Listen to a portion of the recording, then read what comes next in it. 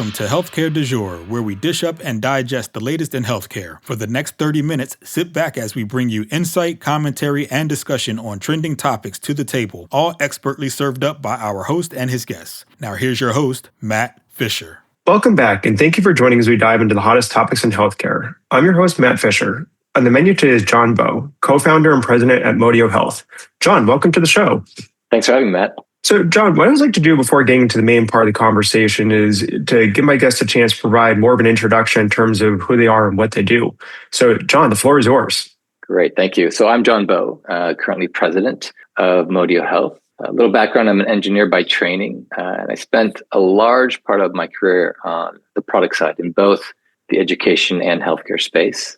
I co-founded Modio back in 2014 with a few other physicians. Really with the mission of making it easier to get qualified, quality providers to care for patients. We were acquired by CHG in 2019, really to continue and to expand on that mission and goal. So how did you first get into healthcare? Because I know you just said you have an engineering background. You started Modio a little over 10 years ago, but what brought you into the space? Yeah, I started actually in the education space first, which is another sort of behemoth, slow-moving, bureaucratic industry, lots of rules and regulations, but super important field, right, for folks. And I felt like, really in that field, technology could potentially make a difference. So did some interesting projects there around, massive online courses and sort of an HR platform for high school students to connect with college counselors. But then moved into the healthcare space almost 15 years ago. Actually started off in the EHR space. So I don't know if you know a little bit of the Meaningful Use program under the American Recovery and Reinvestment Act. So sort of Obamacare in 2009, around digitizing records and encounters, getting everyone into an EHR. We were building a free software tool for healthcare organizations that couldn't really afford something like a large sort of Epic installation. So went from there, and we sort of co-founded at that point Modio Health, and saw a really big opportunity to sort of look at the tremendous amount of administration, a lot of waste in the healthcare system, and see like how can we even make a tiny dent in there. We know healthcare spending is something like $5 trillion today, 20% roughly going to administration, and another probably 25% is kind of that waste that I mentioned. So a lot of room to, potentially make a difference there. And so in terms of making that transition to try and make a difference, I think you mentioned you're trying to make it easier to get qualified, quality clinicians. So, what was the problem that you ended up looking to tackle? Yeah, great question. So, today it takes anywhere from 90 to 120 days to get a provider sort of credentialed and into a system and a hospital healthcare organization. So really difficult, long delays and costly sort of issues in there. So we were looking like, how can we, there's got to be a better way. When we first started, we were seeing that credentialing was a really repetitive process. Like we did some credentialing on our own. We would get and see that our credentialers were getting stacks of papers. This is about 10 years ago. It would be form after form after form, really repetitive information that they were filling out, mailing then those applications, sometimes faxing them to the provider, then to either the payer and or hospital, and then back to the provider again. And then if any of the data was missing, incorrect, the whole process would have to start over again. So massive delays, and we just figured there's got to be an easier and better way. So how do we build a tool and technology that potentially pulls in a lot of this information automatically, has integration into a lot of these public data sources, and then is shareable really among all these different organizations. So you're not sending out information, you can get sort of much more rapid feedback, and then building a workflow on top of that sort of tracks your efforts through the process. So you're not sort of having to think about that in the meantime. So as you just said, it can be, credentialing can be a repetitive and really dense process. So what are some of the standard types of information that are required to go through it? Because I think you also just mentioned, it could come from public sources. So it's not necessarily something that's going to be hidden and requires each individual clinician to have to supply it. Right. There's probably three sort of levels of data. There's that public information that is out there. You're hitting licenses, state boards, DEA. So you can grab that and build integrations and pull that in fairly quickly.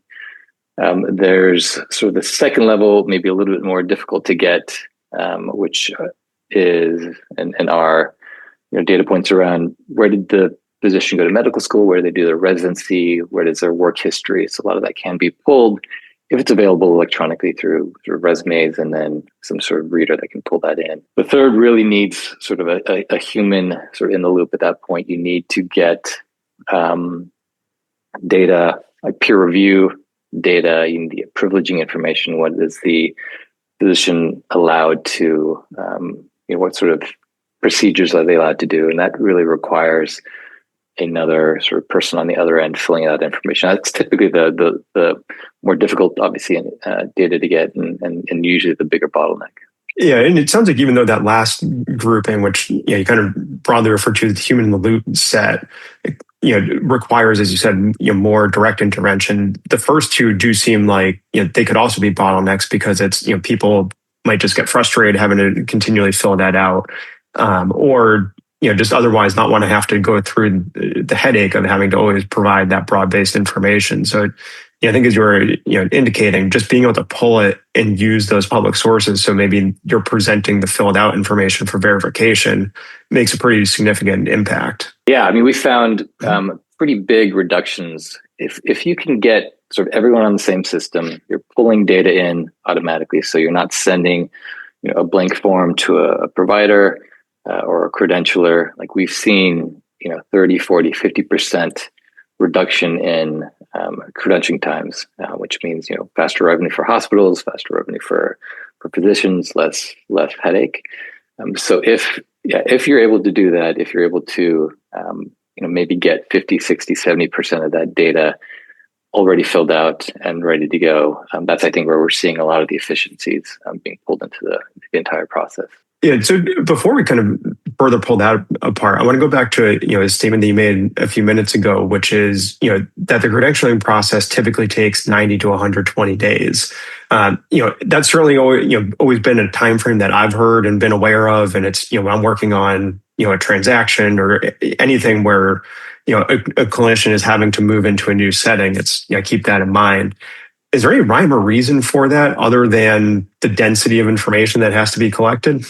Yeah, great question. And it's 90 to 100 days if everything goes well. Like it can sometimes take 4, 5, 6 months. So there's a number of reasons for this. Like one is there's no really shared data or centralized data. Right, everything needs to be provided from scratch every time. Like if I have a provider, there may be credentialed at one hospital, they may be or two even at times, or even a handful.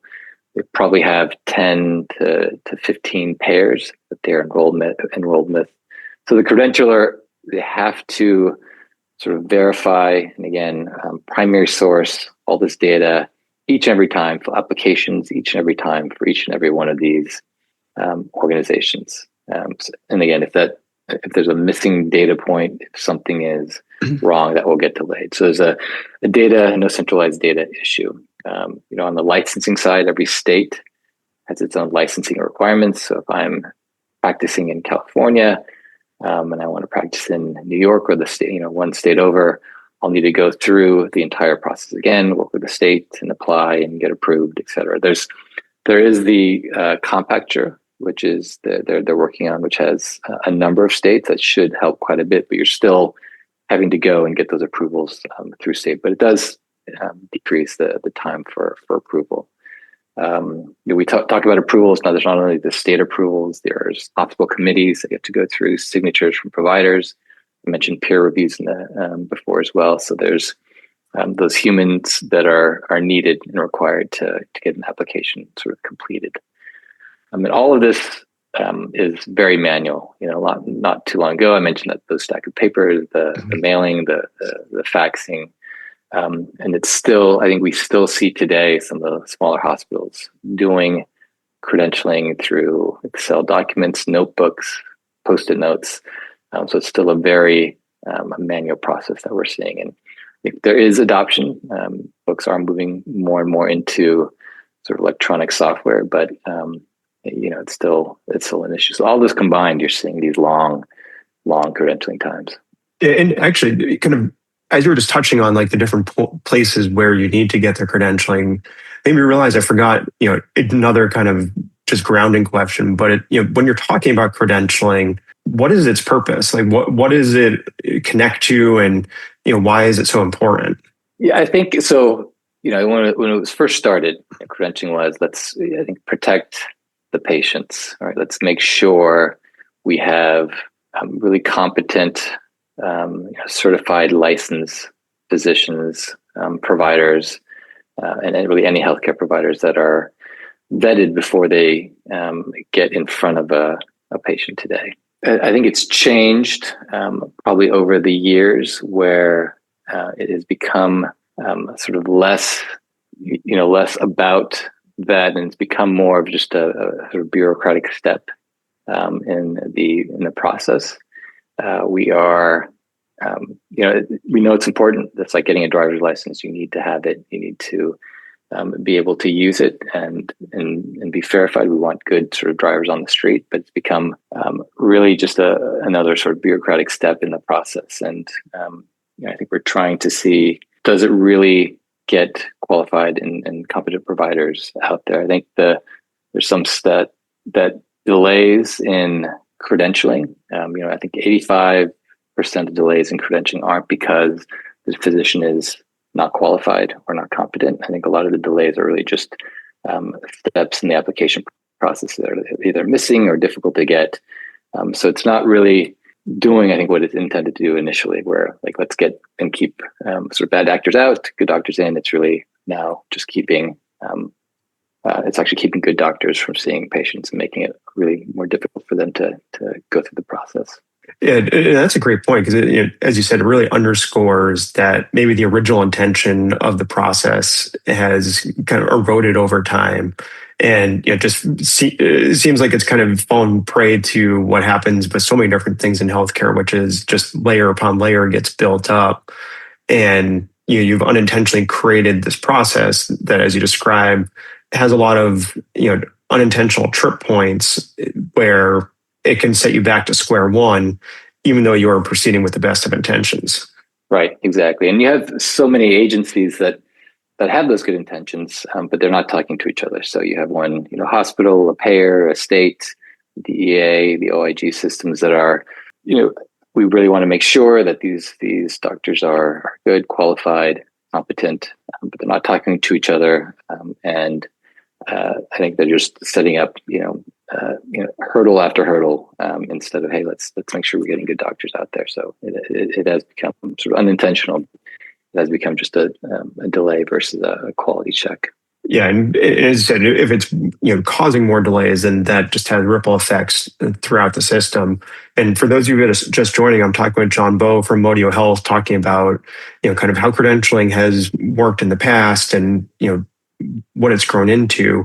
And John, you said the focus that you've been that you've been driving towards is to make that process a bit more efficient. And one of the things you were saying earlier on in our discussion is to try to have some common data sets and common knowledge base. So how do you see progress being made on that front? So there's actually some progress there around sort of a centralized, common, unified database, almost like a provider roster. It's still very siloed, but there are some large organizations like the AMA, like CAQH, that are trying to pull in all of this data. I mean, if you can imagine, we're not there yet, but a nationalized provider roster database of all the physicians, nurses, allied health professionals, where institutions, organizations, credentialing groups can really just pull from that single source. That source is being updated almost in real time, where you have something called like real time instantaneous credentialing. That's, I think, where the market is trying to go to. But if you have a provider X that wants to work, that needs to go through the credentialing process, instead of pulling down all these different data points, you go to the central source, and it's, these are the data points I need. This is the output I need to get to. Green check mark, go, and you can see it goes from months to days to almost your instantaneous.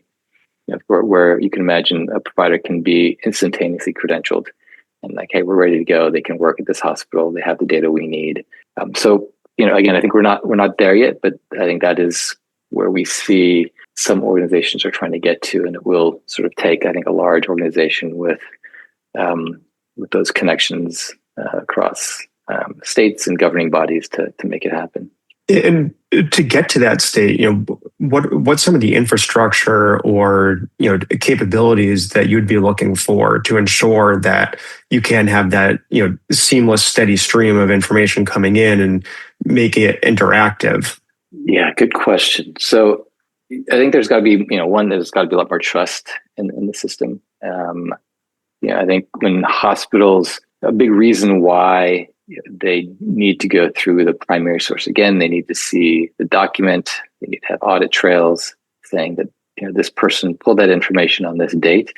I think it was because they're worried around lawsuits, getting sued, or some sort of malpractice coming in if they got and brought a doctor in that was not qualified. And it makes the news. You've heard of this physician who worked at in California, then working in 5-6 other states with that aren't really credentialed, or have done some pretty bad things, or have no credentials at all. So there's that nightmare scenario that I think a lot of hospitals are worried about. So I think there's got to be that trust sort of built into the system, that once this provider is verified, we have the data, it is valid, we're checking them and checking this data every day, month, week, whatever it needs to be, whatever that cadence needs to be, that institution can then trust the data. I remember when blockchain was a big thing, that folks were thinking, hey, is there some sort of ledger blockchain type technology that we could pull in that says this person was verified, here's the audit trail,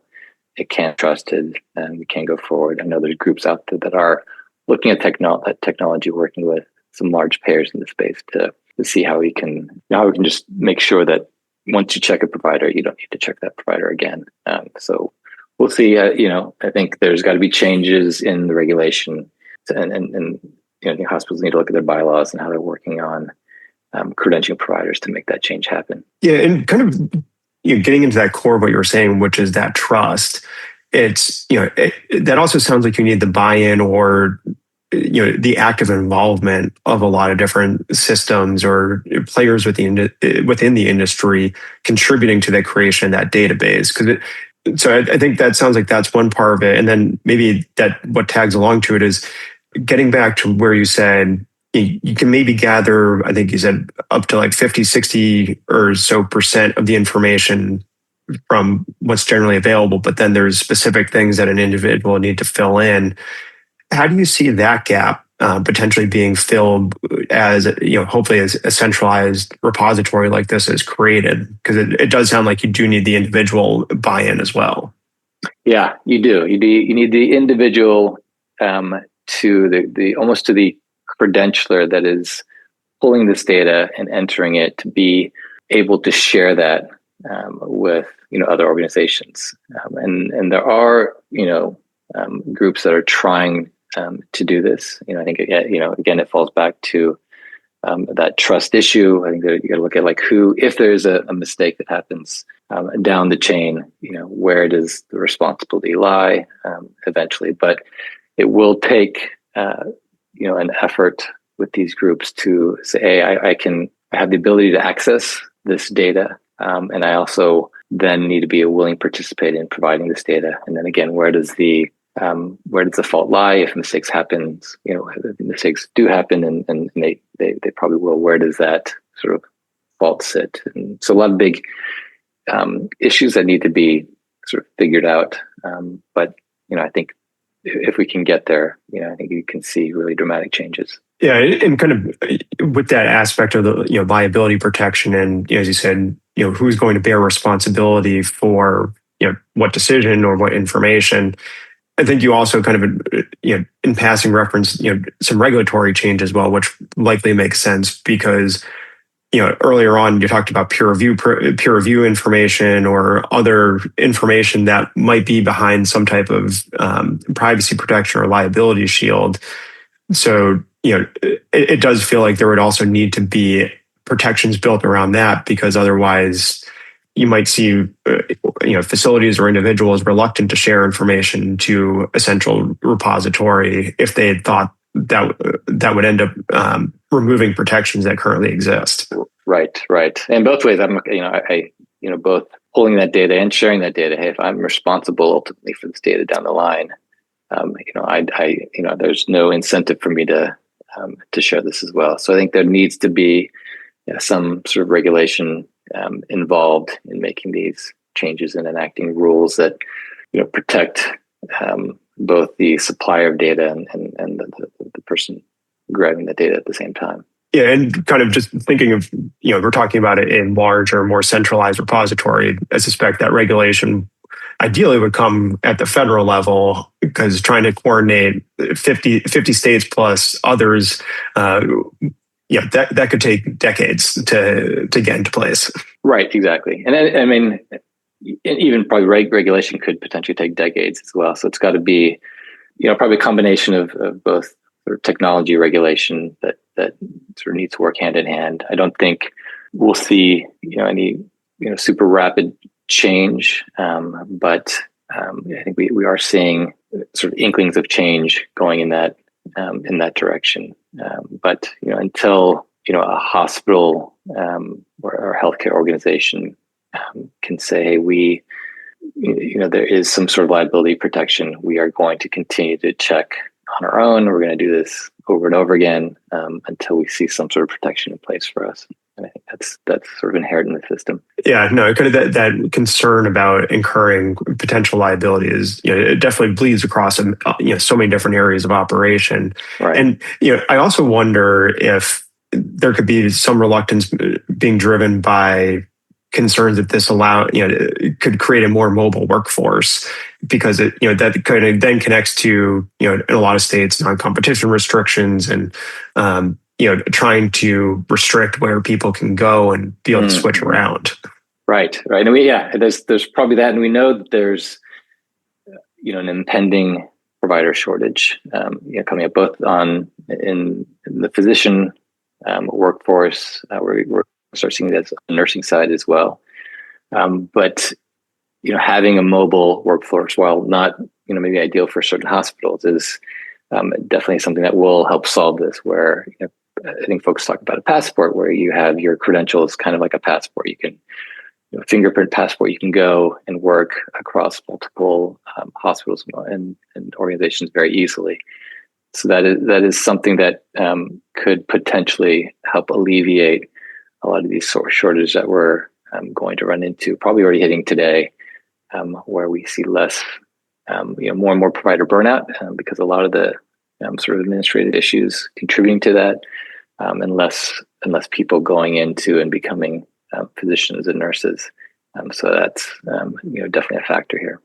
I really like that framing of it, that it's, while you could paint it as that potential negative, there's also, the really powerful positive, as you just said, of, if you have that easy ability to credential, now you can help fill gaps more quickly and, address potential shortages. And, as you said, really allow, take advantage of, of what might be available in terms of workforce support, and which is I think certainly a more positive framing than saying, well, this is actually a way to just hold on to what we've got, as opposed to looking at it as, from the lens that you painted of, no, this is an opportunity to make it easier for you to ensure that you're fully capable of caring for all your patients. Exactly.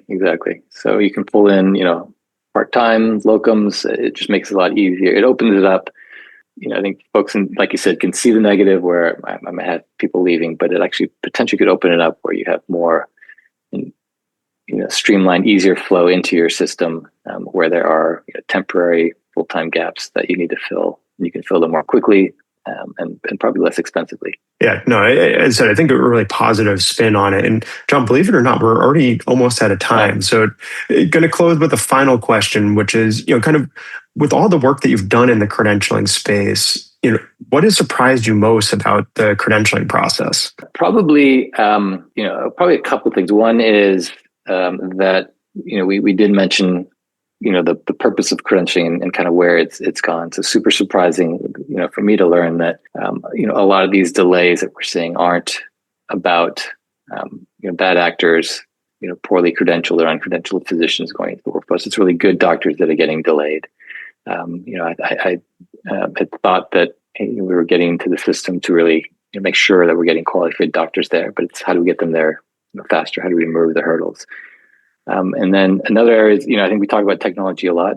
So I think for me, going into the space, understanding that technology isn't really the silver bullet. We mentioned it a little bit, but it's really a combination of state and federal agencies, large organizations working really closely with sort of small, innovative companies to really make a dent into the system, the inefficiencies that we're seeing. So it's not like, hey, we can apply technology, it's going to make a wholesale change very quickly, but it's all of these actors really need to sort of work together to make a difference in this sort of large waste that we're seeing today. Yes, no, I think you said a lot of road left to go, but it also sounds like a lot of progress has been made. But as I said, believe it or not, we are already out of time. So I want to thank my guest, John Bou, for a great conversation today. Great. Thank you, Matt. I really appreciate it. And thank you to everyone listening. Keep the dialogue going and connect with me at #HCDEJURE. I'm Matt Fisher. Until next time.